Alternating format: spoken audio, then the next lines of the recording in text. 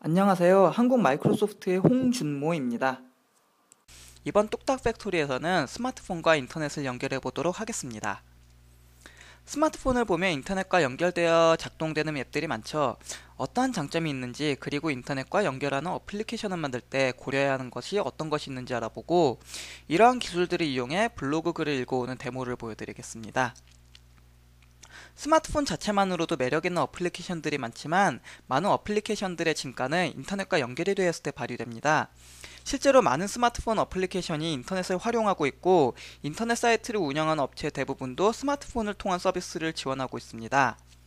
인터넷과 연동해 만들 수 있는 어플리케이션을 몇 가지 들어보자면, 실시간 날씨 서비스라던가 뉴스 제공 또는 버스 도착 정보들을 생각할 수 있겠고, 트위터나 페이스북 같은 소셜 네트워크 서비스도 인터넷과 연결해야 만들 수가 있겠습니다. 또한 요즘 입에 많이 오르락내리락거리는 클라우드 기반의 앱을 만들 때도 인터넷 연결은 필수가 되겠죠. 이러한 인터넷에 연결하려면 다른 서비스를 이용하는 방법도 있고, 아니면 웹 서비스를 직접 구축하는 방법도 있겠습니다. 만약 자체적으로 웹 서비스를 하기로 결정하셨다면 웹 서버가 필요하게 되는데요. 서버를 직접 구축하고 운영하는 방법이 있는가 하면 웹 호스팅 서비스를 이용하거나, 아니면 마이크로소프트에서 운영하는 클라우드 서비스인 윈도우스 애저 등을 사용하는 방법이 있겠습니다. 각각 장단점이 있으니 자체적인 웹 서비스 운영이 필요하시면 잘 비교해 보시고 좋은 방안을 선택하시기 바랍니다. 참고로 이 강좌는 스마트폰 어플리케이션 개발에 초점이 맞추어져 있기 때문에 서버 사이드에 대한 자세한 설명은 건너뛰도록 하겠습니다. 서버와 통신하는 것도 인터넷과 연동하는 스마트폰 어플리케이션을 만들기 위해 풀어야 할 숙제입니다. 우리가 서울에서 부산으로 갈 때 자동차나 KTX, 비행기 등 여러가지 방법을 이용해 갈 수 있습니다. 이와 마찬가지로 인터넷에서는 여러가지 방법으로 데이터를 교환할 수 있는데요. 수업이나 HTTP, REST 등을 사용할 수가 있겠습니다. 역시 이에 대한 자세한 설명은 다른 기술 서적을 참고해 주시기 바랍니다. 데이터 역시 여러가지 형태로 저장이 되어 있습니다. XML, JSON, RSS, 애톰 등 웹 기반 어플리케이션들을 개발하면 이 단어들이 앞으로 익숙해지실 텐데요. 이러한 형태 따라 또는 같은 형태라도 이것을 해석하는 다양한 기술들이 있습니다. 다만 데이터 형태나 해석은 제한이 없습니다. 서버에서 제공하는 방식을 일반적으로 따라가게 되고, 유명한 웹 서비스 제공업체들은 다양한 형태의 데이터 포맷을 제공합니다. 자신에게 익숙한 것이나 장단점을 따져서 선택하시면 되겠습니다. 김치를 예로 들자면, 김치가 독에 들어갔을 때는 뚜껑을 위로 열고 김치를 꺼내야겠죠. 하지만 냉장고에 들어가 있어도 꺼내는 건 똑같지만 똑같은 김치지만 냉장고 문을 열고 용기 안에 들어간 김치를 꺼내야 합니다. 이렇게 방식이 다르게 되는 것이죠. 그럼 이를 이용한 간단한 예제를 보여드리겠습니다. 이번 예제는 한국 마이크로소프트 윈도우 폰 공식 블로그에 있는 글들을 읽어오는 예제를 보여드리겠습니다. 일단 먼저 비주얼 스튜디오를 켜고 비주얼 스튜디오에 윈도우스 폰 7 개발 툴이 깔려있는 것을 전제로 하겠습니다. 윈도우스 폰 7 개발 툴 설치에 대해서는 첫 번째 강좌를 참고해 주시면 되겠습니다.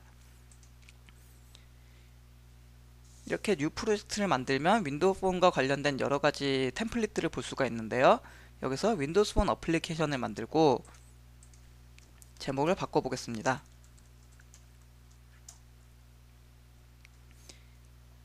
이렇게 기본 템플릿을 이용해서 블로그 글을 읽어오는 예제를 작성하게 될 텐데요.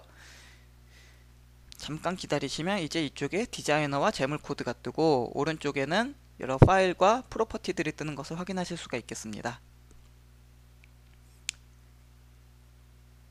이제 블로그 글들을 읽어오는 예제를 만들기 위해서 공간을 하나 만들어야 되는데요. UI를 먼저 구성해 보도록 하겠습니다. 툴박스에서 글을 읽어오기 위해서 텍스트 블락을 먼저 선택해 보도록 하겠습니다. 이렇게 텍스트 블락을 선택하시고 이렇게 쭉 끌어가지고 텍스트가 출력될 화면을 선택해 주시면 됩니다. 그러면 이렇게 텍스트 블락이 만들어지고, 그 다음에 버튼을 하나 또 추가를 해보도록 하겠습니다.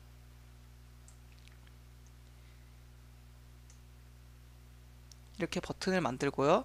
그 다음에 텍스트 블락의 이름을 RSS 뷰로 바꿔보도록 하겠습니다.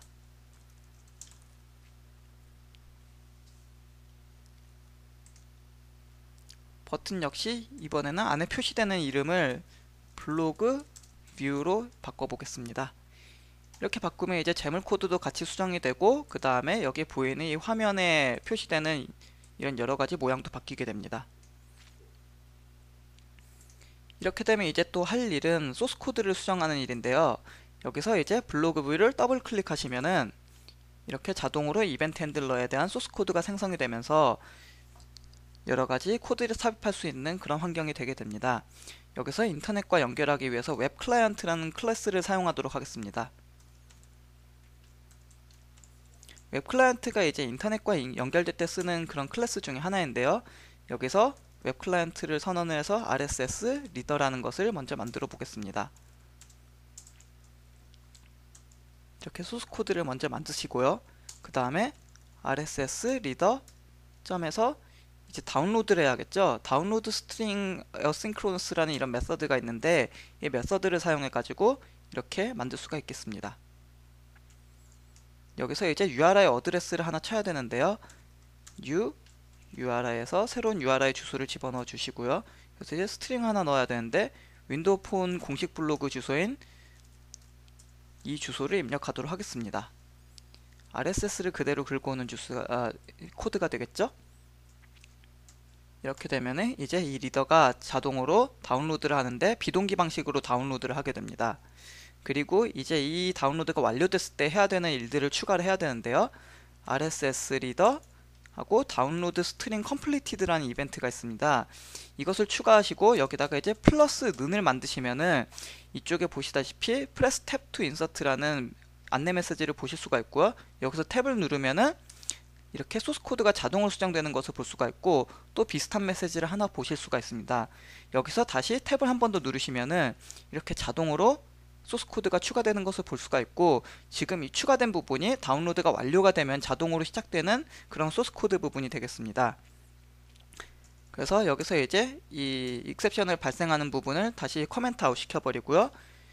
그리고 이제 이.result라는 이런 값이 자동으로 저장이 되는데요. 이 부분이 바로 이제 다운로드를 받았을 때 그 스트링 값을 리턴해주는 이런 형태가 되겠습니다. 그래서 이것을 이제 텍스트 블락에 이제 표시를 할 수가 있게 되고요.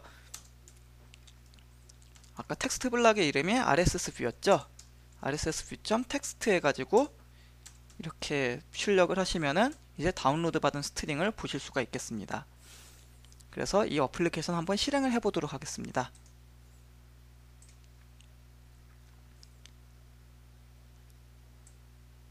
이렇게 에뮬레이터를 띄우고 이제 에뮬레이터가 실행되는 것을 잠시 후면 보실 수가 있고요. 이제 실행이 되는 것이 보이시죠? 약간 시간이 흐른 후에 만든 이런 어플리케이션이 뜨는 것을 볼 수가 있습니다. 이쪽에 텍스트 블락이 있고요. 그 다음에 블로그 뷰라는 버튼이 있는 것을 확인하실 수가 있습니다. 그래서 이 블로그 뷰 버튼을 누르시면은 약간의 시간이 흐른 후에 이제 텍스트 블락이 바뀌는 것을 보실 수가 있겠습니다. 예, 그러면 이렇게 RSS 형태가 이렇게 되는데요. 참고로 여기 보시면 이제 이게 한 줄로 쭉 표시가 되기 때문에 다른 줄로 넘어가는 것이 보이지가 않죠. 이 부분을 살짝 수정을 해 보겠습니다. 디버그 모드를 중지를 시키고요. 여기서 이제 메인 페이지 제물 여기 디자이너를 가시면은 몇 가지 텍스트와 관련된 속성을 확인할 수가 있는데요. 여기서 보면 텍스트 랩핑이라는 것을 확인할 수가 있습니다. 노 랩이 있고 랩이 있는데 랩을 하시는 경우는 이제 컨텐츠가 밖으로 초과하는 경우 자동 줄바꿈을 해주는 그런 기능이 되겠습니다.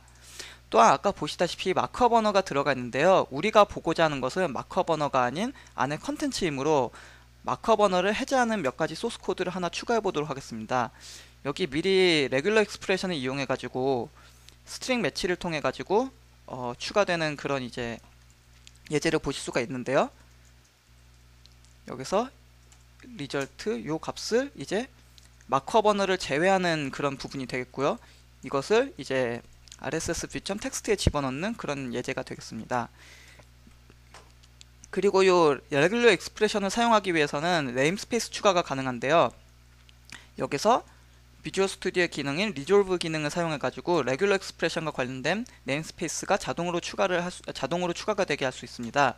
이렇게 누르시면 이 위에 system.text.regularExpression이라는 이런 네임스페이스가 자동으로 추가된 것을 보실 수가 있고요.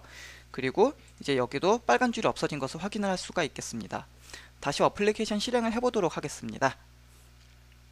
그리고 추가하기 전에 약간의 메시지 박스를 띄우는 예제를 보여드리도록 하겠습니다. 여기서 다운로드 컴플리티드 하면서 이제 유저한테 다운로드가 완료됐다는 예제를 보여드리도록 하겠습니다. 다시 실행을 시키시면은 이렇게 이제 다시 에뮬레이터가 구동이 되면서 그 다음에 어플리케이션이 실행이 되고, 그리고 다시 이렇게 어플리케이션이 뜬 것을 볼 수가 있습니다. 블로그 뷰를 다시 누르시면요, 이렇게 잠깐의 시간이 흐른 후에 이쪽에 이제 이렇게 다운로드 컴플리티드라는 이런 메시지가 뜨는 것을 확인을 할 수가 있고요. OK를 누르시면은 이렇게 관련된 컨텐츠들이 표시되는 것을 보실 수가 있겠습니다.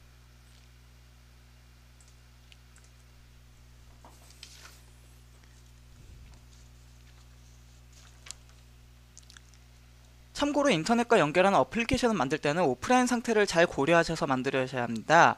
일반적으로 항상 인터넷에 연결되어 있지만 간혹가다 통신망 장애가 일어나거나 비행기 등에 있을 때는 인터넷 사용이 불가능하게 되죠.